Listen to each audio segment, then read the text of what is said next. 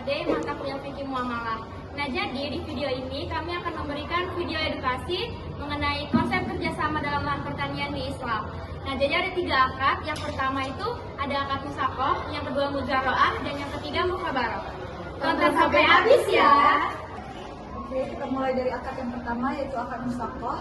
Secara istilah, akad musaqah ini adalah akad kerjasama antara si pemilik kebun dan si pekerja.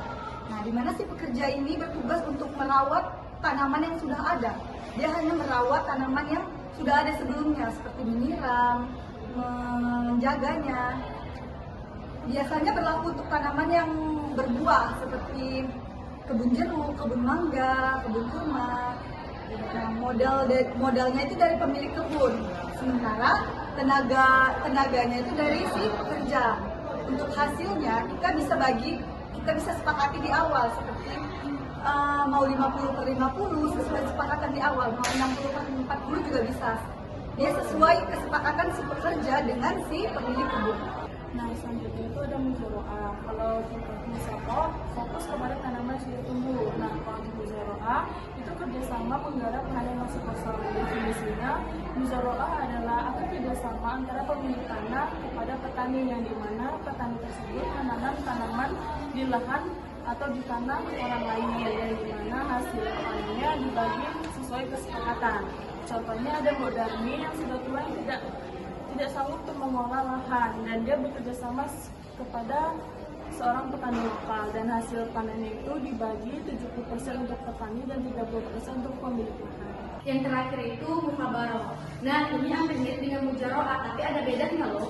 Mukhabarah adalah bentuk kerjasama antara pemilik tanah dan penggarap, di mana semua input pertanian seperti lahan, alat, dan benih disediakan oleh pemilik tanah. Lalu penggarap tinggal mengolah dan mengolahnya.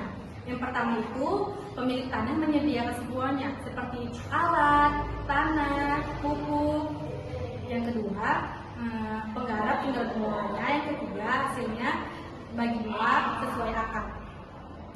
Biasanya digunakan kalau pemilik tanah punya sumber daya yang lengkap, namun tidak ada waktu. Contohnya itu seperti Pak Arif, dia bekerja di kota, namun dia punya lahan di kampung. Dia bekerja sama Pak Aryo untuk mengelola lahannya. Semua modal dari Pak Arif dan Pak Aryo tinggal menggarap, lalu hasilnya dibagi 2. Nah, selanjutnya yaitu rukun dan syarat dari akad musaqah, mujaroah, dan mukhabarah. Nah, jadi untuk memastikan bahwa akad tersebut sah secara syariat, ada rukun dan syaratnya, yaitu yang pertama adanya pihak yang berangkat atau orang yang memiliki lahan dan penggarap. Yang kedua, objek akad, yaitu adanya lahan atau tanaman yang akan dikerjakan. Dan yang ketiga, yaitu adanya ijab qabul, yang mana ini yang disepakati oleh kedua belah pihak. Dan yang terakhir, yaitu yang keempat, adanya pembagian hasil. Nah, yang mana pembagian hasil ini harus jelas, yang mana yang harus disepakati oleh kedua belah pihak pada perjanjian yang di awal. Nah, dari ketiga konsep yang udah dijelasin tadi, bisa kita lihat bahwasanya Islam itu udah punya sistem pertanian yang adil banget, sistem pertanian yang tidak merugikan salah satu pihak, dan bisa banget diterapkan untuk bantu petani dan pemilik lahan di zaman sekarang. Kemudian, adapun keunggulan dari sistem-sistem ini meliputi yang pertama itu bisa menghidupkan lahan-lahan yang terbengkalai.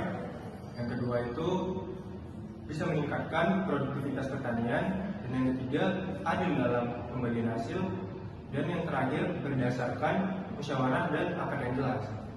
Jadi, bayangin kalau sistem ini dipakai luas di seluruh Indonesia, bisa banget bantu buat kesejahteraan petani-petani lokal.